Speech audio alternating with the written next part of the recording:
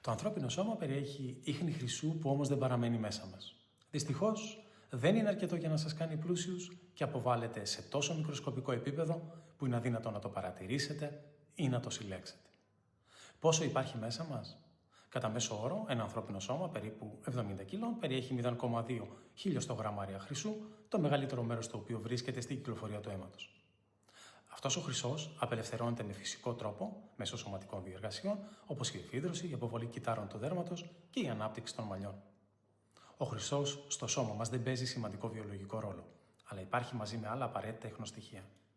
Ωστόσο, η ιδέα ότι το σώμα μας απελευθερώνει συνεχώς σωματίδια ενός από τα πιο περιζήτητα μέταλλα της γης είναι μια συναρπαστική και προσδόκητη ιδιορυθμία της ανθρώπινης βιολογίας.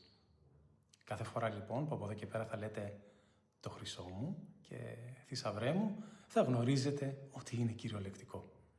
Είμαι ο Γιώργος Μιλιώους, γενικός οικογενειακός γιατρός από το Ινστιτούτο και Κλινικό Κέντρο της Νεομέτ στην Κύπρο και αυτές είναι οι μικρές ιστορίες του γιατρού.